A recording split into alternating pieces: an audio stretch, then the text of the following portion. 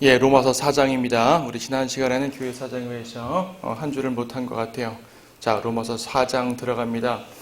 로마서 4장은 1, 2, 3, 4장에 해가지고 기본적으로 큰 주제가 믿음으로 얻는 의예요.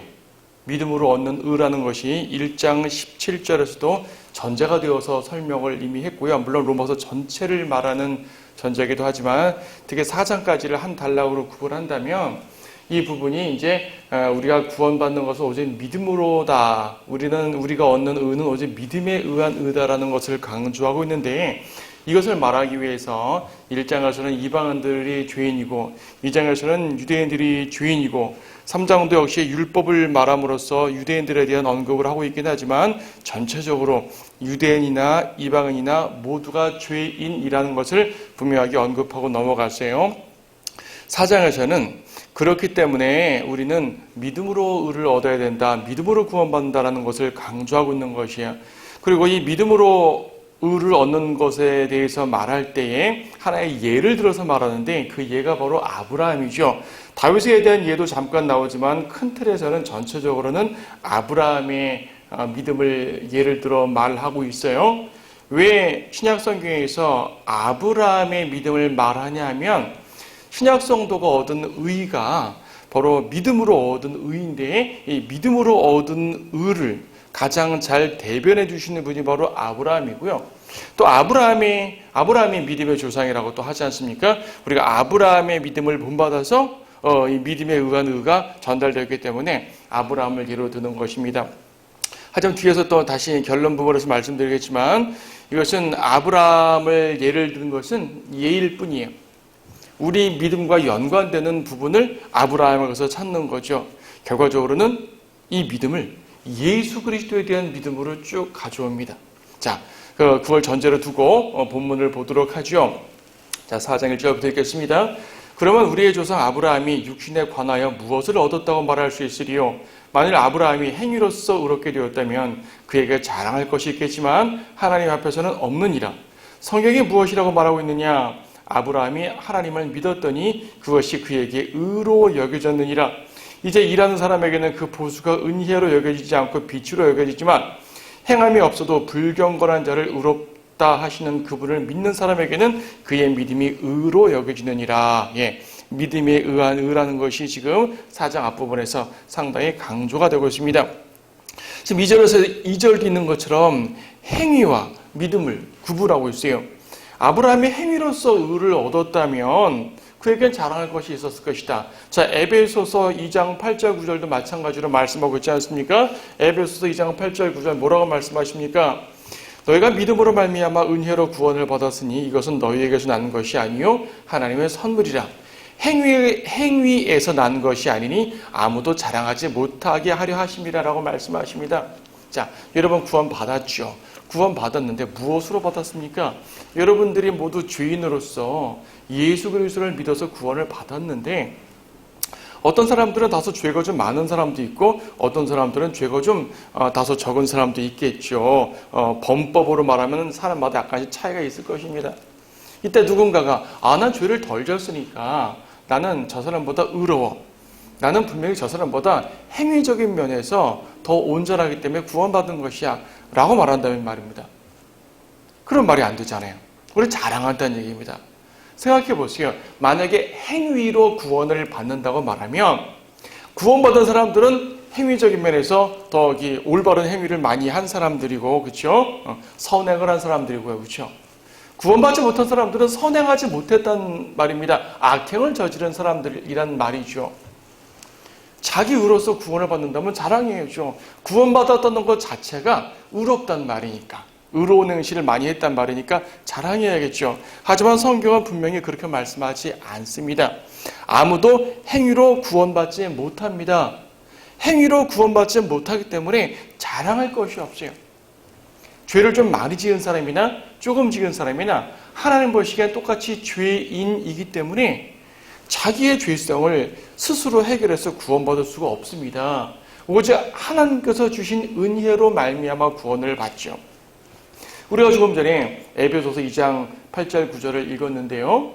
믿음으로 말미암아 은혜로 구원을 받았다고 말씀하고 있습니다. 믿음으로 말미암아 은혜로 구원을 받았으니. 자, 한번 다른 시간에 설명을 드린 것 같아요. 믿음으로 말미암아 은혜로 구원받았다는 말이 무슨 말입니까? 우리가 보통 이제 행위와 대조되는 것으로 믿음을 말할 때가 있고, 행위와 대조되는 것으로 은혜를 말할 때가 있어요. 자, 어떤 사람들은 행위 하니까 행위를 나쁘다 그러니까 말입니다. 우리가 예수님 믿고 마음으로 믿고 이제 영접한단 말이에요. 아, 영접도 행위다. 이렇게 말하는데 그런 걸 말하는 것이 아니고요.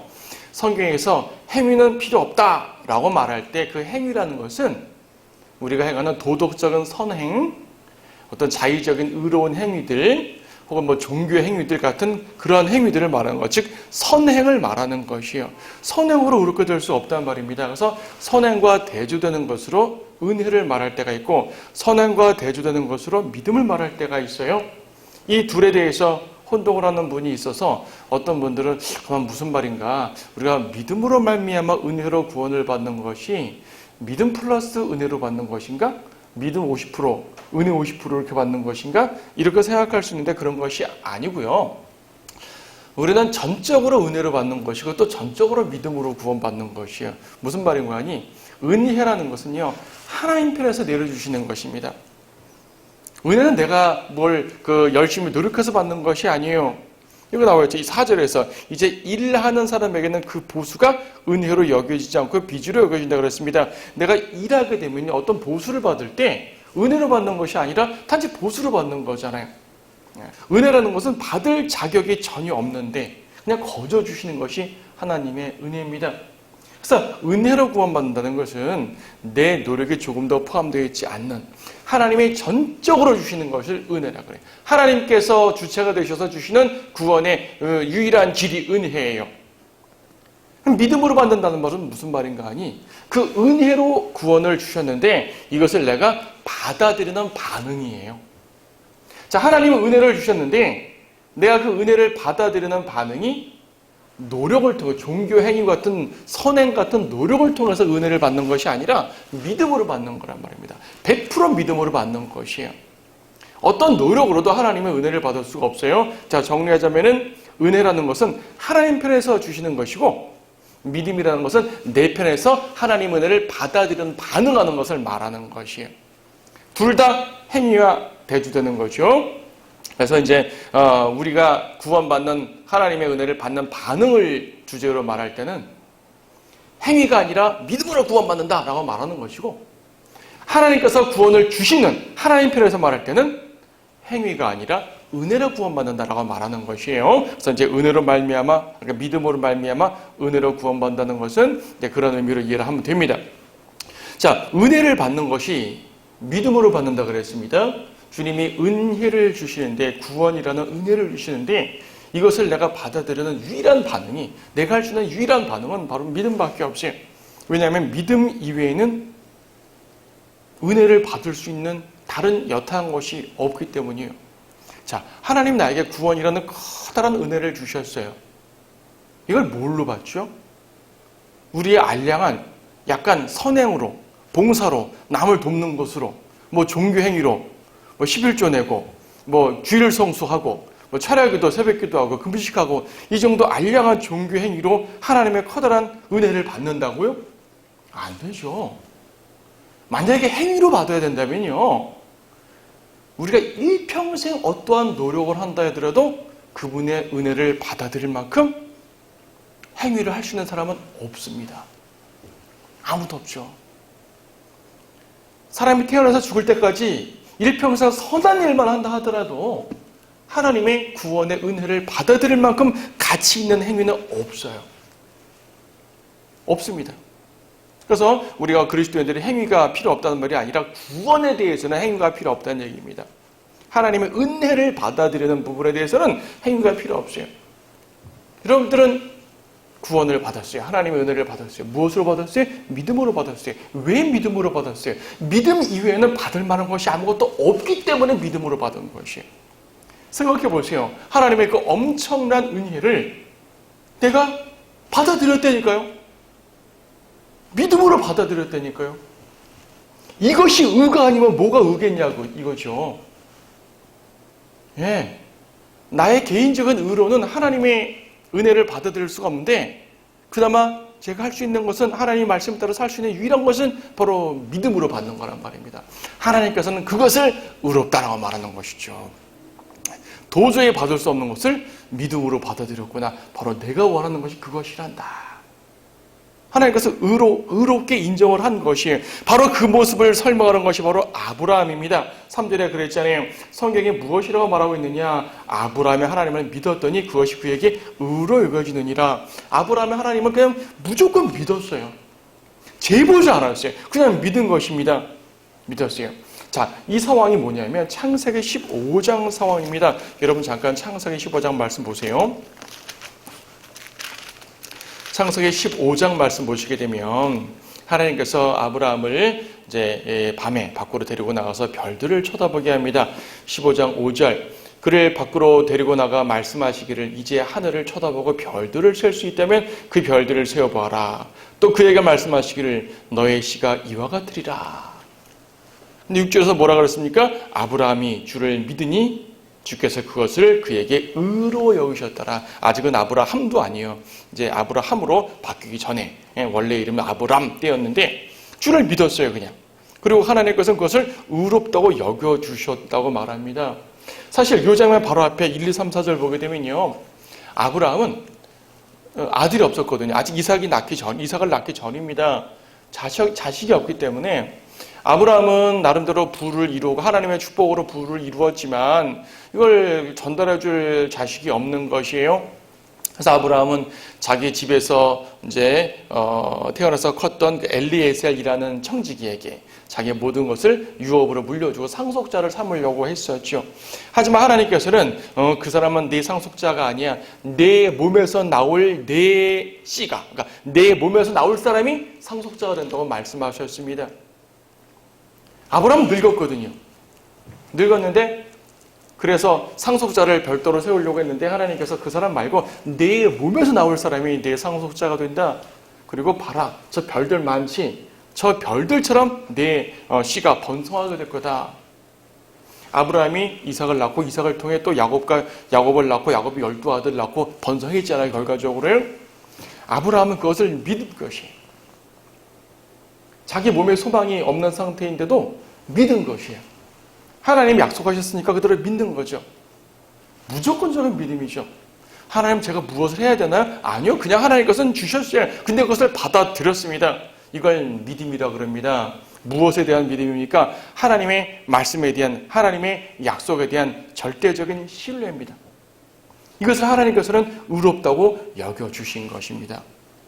자, 여기서 로마서 4장에서 아브라함이 믿음으로 의롭다함을 얻은 것을 강조하다 보게 되면 꼭 부딪히는 성경 구절이 있죠.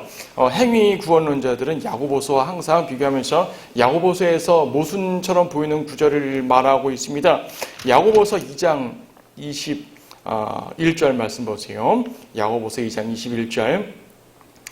우리의 조상 아브라함이 자기 아들 이삭을 제단에 드렸을 때 그가 행함으로 말미암아 의롭게 되지 아니하였느냐? 여기는 행함으로 의롭게 됐다고 말씀하고 있네요.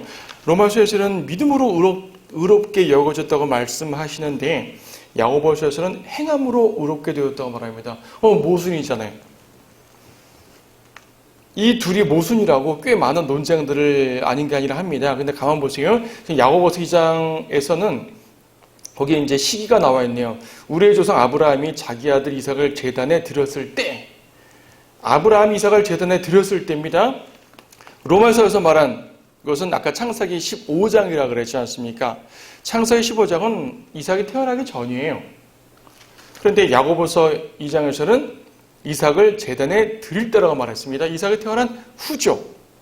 이건 우리가 읽지 않았습니다만은 창세기 22장 사건입니다.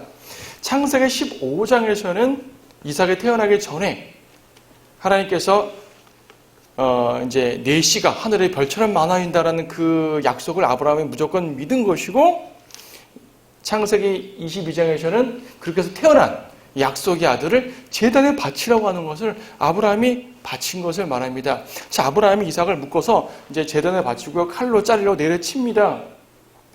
칼날이 이삭의 몸에 닿기 전에 하나님께서 천사를 보내셔가지고 아브라함의 팔을 탁 막아서 이삭을 결과적으로 죽이지 않게는 하셨지만 말입니다.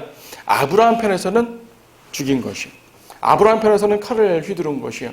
아브라함 편에서는 하나님의 약속을 하나님의 명령을 이행한 것이죠. 아브라함이 왜 그렇게 했을까요?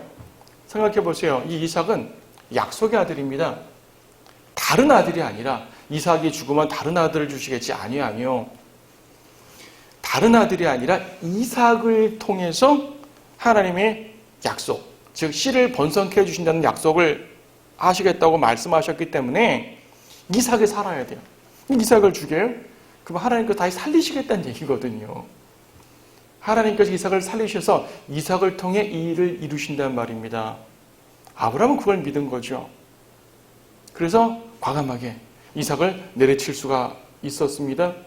지금 무슨 말이에요? 창세기 15장에서 아브라함이 하나님의 약속을 믿었는데 그 믿음이 시험받았을 때 통과한 것이에요. 증명해 보인 거죠. 행동으로 증명을 해 보인 것이에요.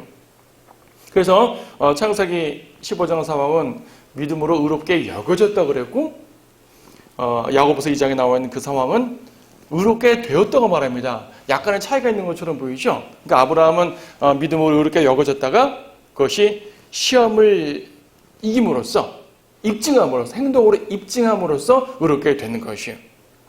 근데 우리는 좀 달라요. 우리는 예수를 영접하고 믿고 영접할 때 의롭게 이제 인정받고 또 우리가 열심히 그리스도인으로서 올바른 삶을 사니까 너는 의롭게 되었으니까 구원받아라고 이 텀이 있는 것이 아니죠. 우리는 믿는 즉시 구원을 받는 것이죠.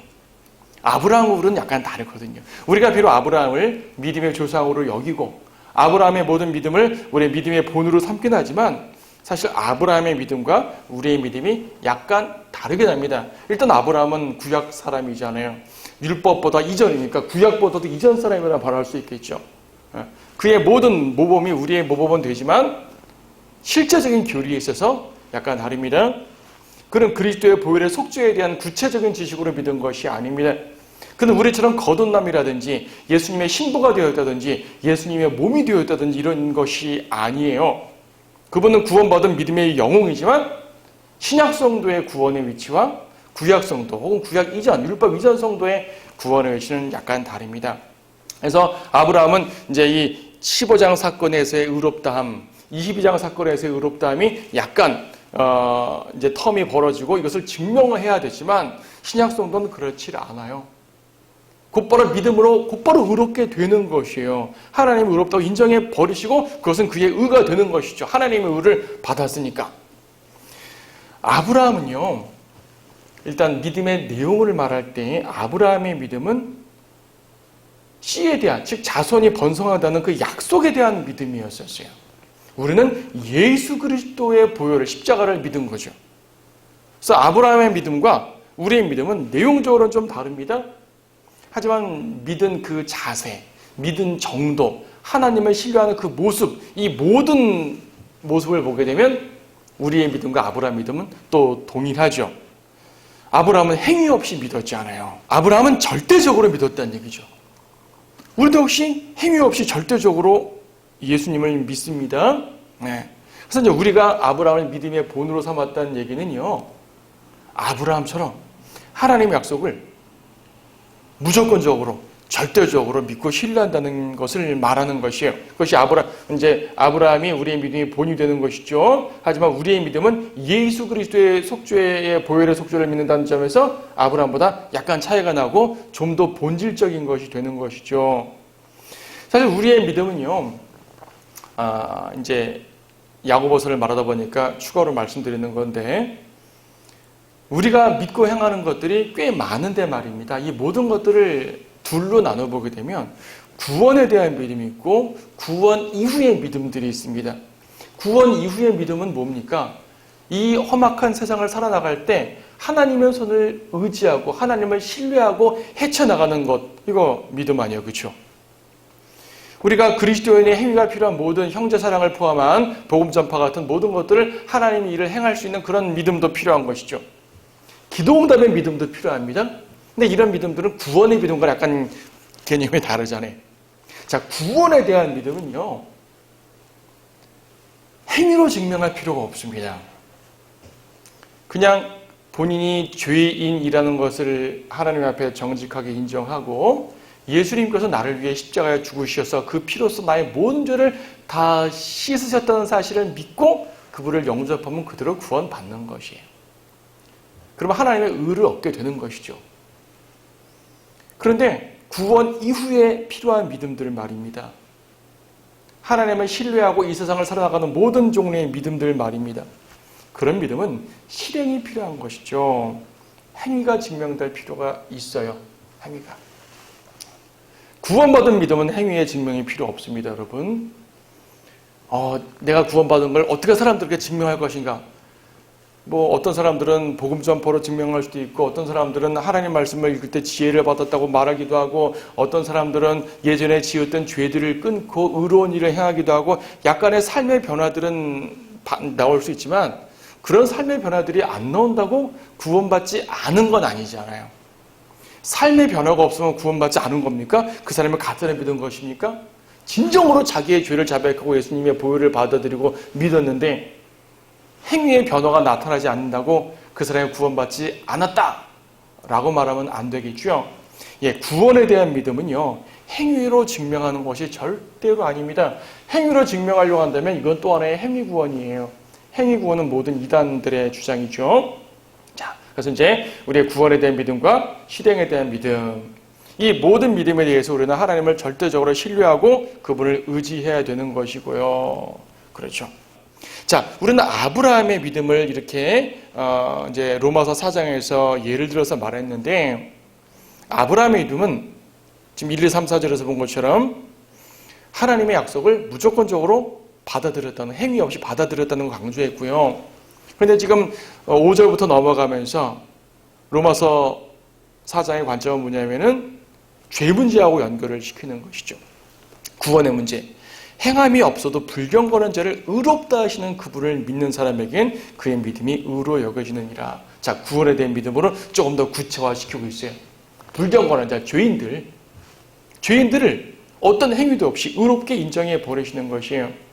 다윗도 예를 들었네요. 6절, 7절은 다윗을 예를 듭니다.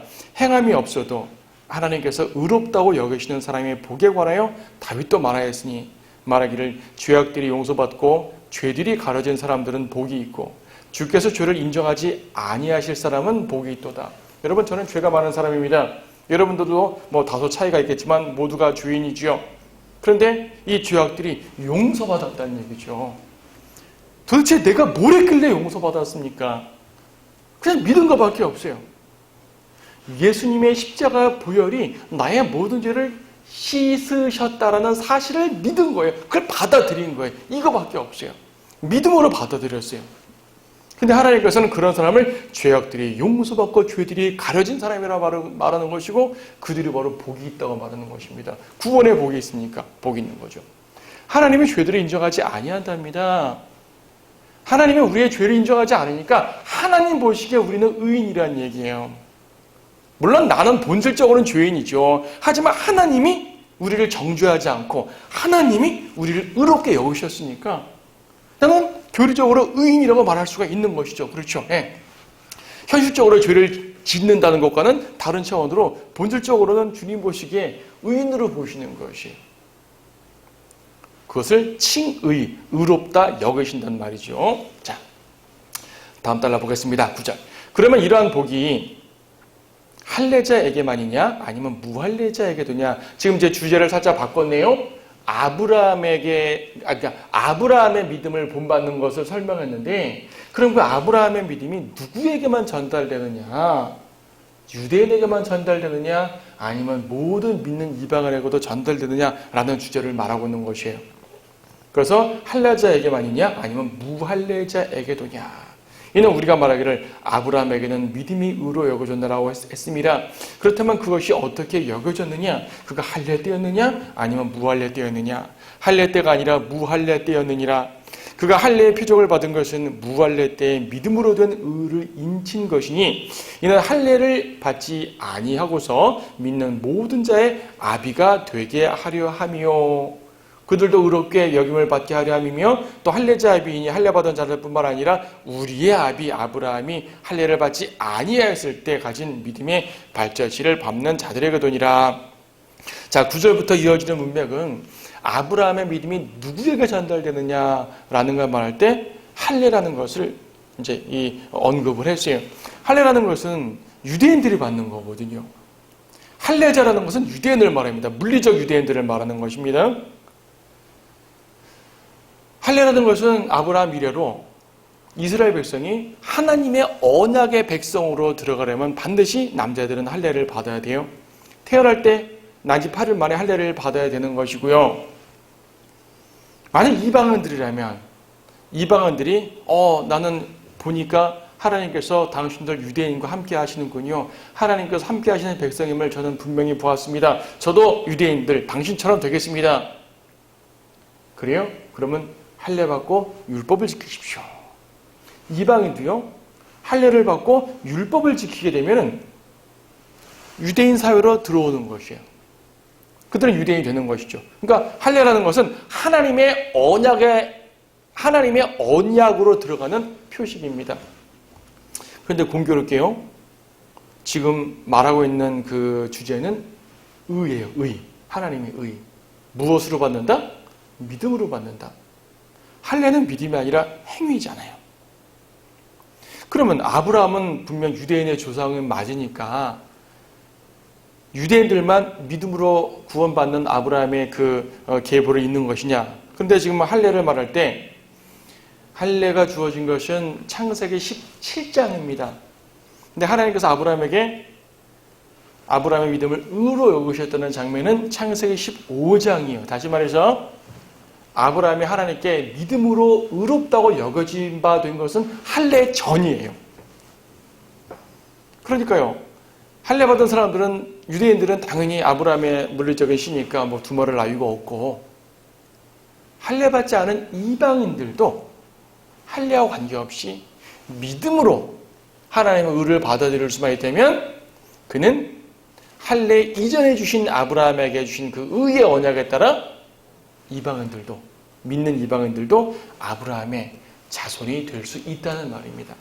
여러분들은 아브라함의 영적인 자손이죠. 아브라함의 물리적 자손은 유대인이고 교회, 즉 구원받은 신약 성도들은 아브라함의 영적 자손들입니다. 바로 그것을 말하는 것이에요. 그러니까 10절에서 말한 것처럼 뭐라고 말했습니까? 할례라는 것은 11절에 그가 할례의 표적을 받은 것은 무할례 때에 믿음으로 된 의를 인친 것밖에 되지 않습니다. 할례는 꼭 필요한 구약 유대인에게 꼭 필요한 것이었지만은 그는 무할례 때에 받은 의를 인친 것밖에 안 된다. 그러므로 하나님의 의를 말할 때는 할례는 전혀 중요하지 않다는 얘기입니다. 자, 로마서에서 이런 말을 하고 있습니다. 이것은 복음의 초기의 말입니다. 유대인들이 먼저 복음을 받아들였고 이방인들이 복음을 이제 받아들이고 막 전파되는 과정인데 유대인들은 예수님을 믿고 복음을 받아들이고 구원받았음에도 불구하고 구약적인 습성이 남아 있어요.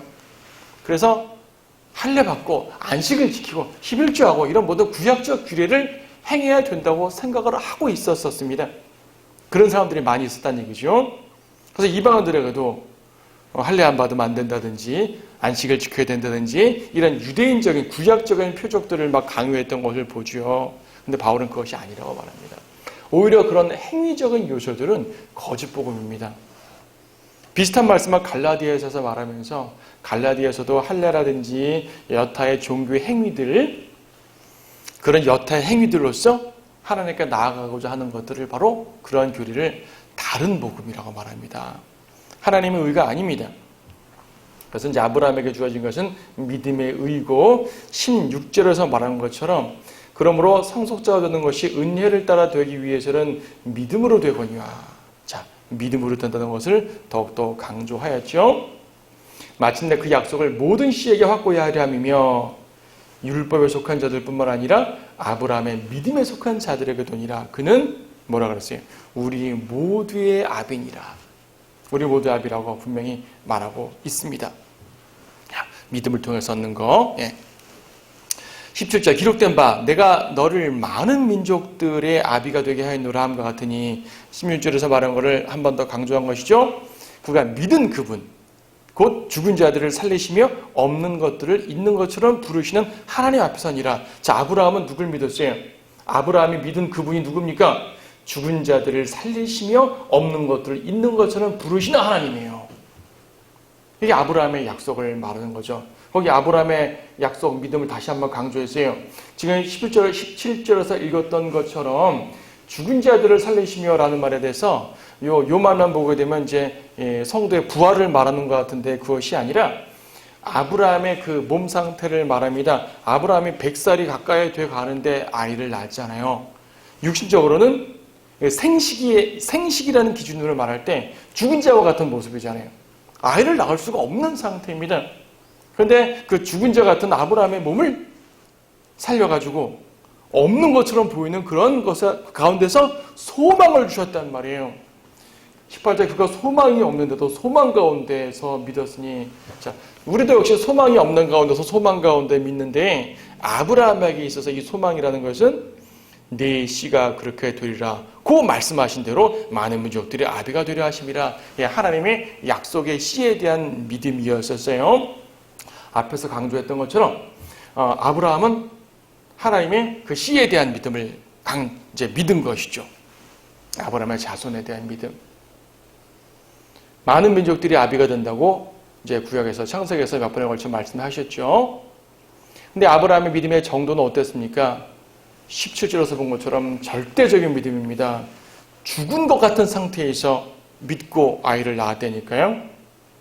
전혀 믿을 수 없는 상황인데 믿었어요. 절대적 믿음이죠. 19절에서 또 뭐라 그랬습니까? 그가 믿음이 약해지지 아니하여 약 100살이 되고서도 자기 몸이 이제 죽은 것으로 생각하지 아니하고 또 살아있어도 죽은 것으로 생각하지 아니했다고 말했습니다. 약해지지 않았다 그래요. 여러분, 약해지지 않는 믿음을 소유하시기 바랍니다. 많은 그리스도인들이요, 구원받고 하나님께서 막 함께 하시니까 처음에는 믿음이 막 강합니다. 교회 나와서 성도들과 함께 막 같이 어울리고 친교하면서 또 배우고 또 복음 전파도 함께 나가고 하니까 마치 자기가 커다란 하나님의 위대한 일꾼이 된 것 같기도 해요. 믿음이 큽니다. 기도도 뭐 응답되고 그렇죠. 그런데 때때로 우리의 믿음은 굴곡이기 마련이기 때문에 때때로 믿음이 식어질 때가 있습니다. 상황이 막 바뀌기도 하잖아요. 고난이 막 있기도 하고 말입니다. 기도 응답이 안 될 때도 있고요. 이때 많은 사람들이 믿음이 약해집니다, 여러분. 믿음이 약해져요. 아브라함 믿음이 약해지지 않았습니다. 믿음이 약해졌다면은 처음엔 굳건한 믿음으로 이삭을 낳았겠지만 이삭의 재롱을 보면 자라다가 믿음이 약해져가지고 하나님께서 이삭을 바쳐라. 못 바치겠습니다. 이럴 수도 있었잖아요. 아브라함은 믿음이 약해지지 않았습니다. 그리고 천사들을 통해서 아브라함에게 내년 이맘때 사라가 아이를 낳으리라 했을 때 말입니다. 아브라함은 그때 믿었는데 사라는 믿지 못했거든요. 사라에게 또 믿음을 주시기도 했었죠. 자, 약해지지 않는 믿음. 다 우리가 본받은 믿음들입니다. 20절에서 뭐라 그랬습니까? 그는 믿음 없음으로 인하여 하나님의 약속을 의심하지 아니하였고 오히려 믿음에 견고하여져서 하나님께 영광을 돌렸다고 말합니다. 의심 없는 믿음이죠. 믿음이라는 것 자체가 의심 없다는 말이에요, 사실은요. 의심 있는 믿음이라는 것은 그 자체로 성립이 안 돼요. 왜냐하면 믿음이라는 것은 하나님을 신뢰하는 것이기 때문에 하나님을 신뢰할 때 의심하면 그 자체가 신뢰가 아니잖아요. 그렇죠? 의심 없는 믿음을 가지셔야 됩니다. 견고하게. 견고하여졌다 그랬죠. 확신을 가지라 말합니다. 21절에서 그랬네요. 약속하신 그것을 또한 이루실 것이라고 확신하였느니라.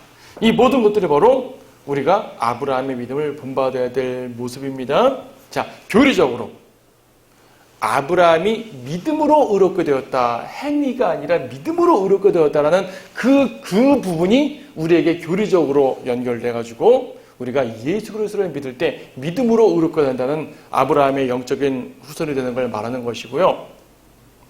믿음의 내용 자체는 아브라함의 믿음과 우리의 믿음이 좀 다를 수가 있고요.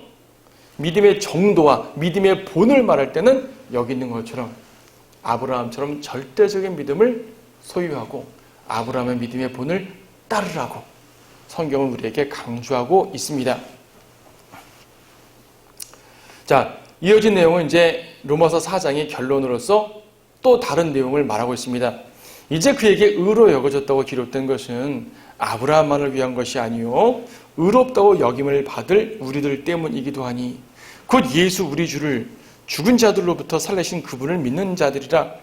예수께서는 우리의 범죄함을 인하여 들여주셨고 우리의 의롭게 하심을 위하여 다시 일으켜 주셨느니라. 자, 보세요. 지금 22절까지는 아브라함의 믿음이 우리에게 전달되는 과정을 의라는 관점으로 쭉 풀어 설명했습니다. 이미 1, 2, 3장에서 우리는 죄인이기 때문에 어떠한 행위로도 구원받을 수가 없는데 예수 그리스도를 믿는 그 믿음으로 말미암아 의롭게 된다는 것을 언급했고요. 믿음으로 의를 얻는 한 예로서 아브라함을 제시했고 아브라함이 우리의 믿음의 조상이니 우리도 아브라함의 본을 따라야 된다는 것을 쭉 언급했어요. 근데 아까 뭐라 그랬습니까? 아브라함의 믿음을 우리가 그 본을 따르는 것은 아브라함의 믿음을 다 따라도 되는데 믿음의 내용은 아브라함과 우리가 다르다 그랬잖아요. 아브라함은 그 씨의 번성이라는 하나님의 약속을 믿은 것이고 우리는 십자가의 속죄를 믿은 것이고 구체적인 면은 약간 다르다 그랬어요. 자, 바로 여기서 23절부터는 로마서 4장에서 예수 그리스도의 약속으로 지금 포인트가 옮겨가고 있습니다. 그러니까 아브라함은 예를 든 것뿐이에요. 믿음으로 의를 얻는 그 예를 든 것뿐입니다. 그리고 그 예를 통해서 이제 믿음으로 의를 얻는 것은 이와 같은 것이야 설명을 한 다음에 그럼 우리는 무엇을 믿어야 될 것인가 하면서 예수 그리스도의 보혈의 속죄를 믿어야 된다고 말하고 있는 것이에요. 포인트가 딱 나왔잖아요. 그렇죠? 24절에서 의롭다고 여김을 받을 우리들 때문이기도 하니 곧 예수 우리 주를 죽은 자들로부터 살리신 그분을 믿는 것이라. 구약 성경엔 예수님의 십자가에 대한 많은 예표도 있고요. 부분적으로 예언도 있지만 어쨌든 예수님이 직접 오시고 죽으시고 부활하신 것이 아니기 때문에 구약 성도들은 예수님을 직접 믿을 수는 없었어요. 직접 믿을 수 없었기 때문에 율법이라는 그림자의 행위를 할 수밖에 없었죠. 그리고 그들은 율법을 통해서 번제를 통해 이런 그 속죄 제도를 통해서 그들은 죄를 용서받은 것이고요. 율법의 행위를 하면서 하나님께서 원하시는 그런 의로운 삶을 살 수밖에 없었습니다. 그런데 예수님께서 십자가 죽으신 이후에 믿는 신약 성도들은 분명히 믿어야 될 대상이 확실하게 생긴 것이죠. 바로 그것을 믿는 것이 의롭게 되는 거라는 얘기입니다. 그렇게 되는 거예요. 자, 거기 이제 25절에서 결론적으로 말씀하고 있는 것은 예수께서는 우리의 범죄함을 인하여 들여주셨고, 그러니까 범죄함을 인하여 우리의 의롭다 하심을 위하여 다시 일으켜 주셨느니라. 자, 그래서요, 아브라함처럼 믿음으로 의롭게 되는데 아브라함처럼 절대적으로 믿으라고 말합니다. 그 믿음의 내용이 무엇이냐? 예수 그리스도의 구속이라는 얘기죠. 교재 보세요. 예수님을 죽음에서 살리신 아버지 하나님을 믿어라. 자, 죽음이 강조됐고요. 부활이 강조됐어요. 여러분 복음 전할 때 죽음과 부활이 함께 강조가 되어야 됩니다. 복음을 전하는 대상과 상황에 따라서 뭐 이제 설교의 내용 항상 이제 죽음을 강조할 수도 있고 부활을 강조할 수도 있겠죠. 그 대상에 따라서 말입니다. 그런데 궁극적으로 복음은요. 죽음과 부활이 함께 대등하게 다뤄져야지 복음이 완성되는 것입니다. 죽음만 말하게 되면 복음이 완성된 것이 사실 아니에요. 한번 예수님이 죽으시고 부활하지 않으셨다면 우리를 사랑하신 건 고맙지만 그분은 우리를 구원할 능력이 없으신 거잖아요. 하나님의 아들이 아니니까. 거꾸로 부활만 막 강조하고 죽음을 말하지 않으면 어떻게 될까요? 하나님이 예수님이 전능하신 하나님이라는 그 사실은 말하지만은 결과적으로 예수님이 우리를 위해 속죄하셨다는 것도 증거하는 것이 아니니까 그것도 곤란하겠죠. 예수님의 죽음과 부활이 함께 다루어져야 됩니다. 죽음과 부활, 그렇죠? 죽음과 부활을 이루신 하나님을 믿는 것이다 라고 지금 24절에서 말했습니다. 자, 죽음과 부활. 25절에서 그걸 말했잖아요.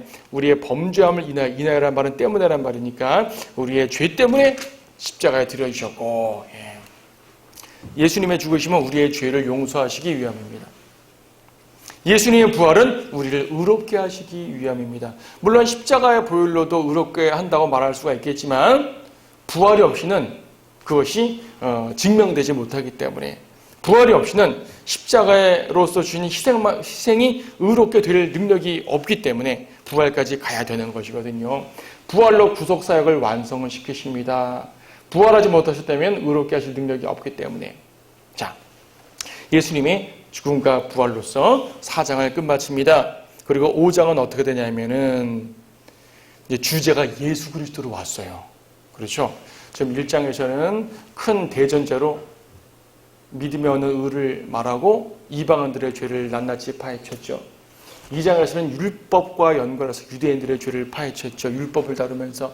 3장도 율법을 다루면서 모든 사람이 죄인인 걸 말했죠. 4장은 믿음으로 얻는 의를 말했죠. 근데 믿음으로 얻는 의라는 것은 하나의 원리예요, 원리. 구체적으로 누구를 믿느냐가 제시되어야 되죠. 그분이 바로 예수 그리스도십니다.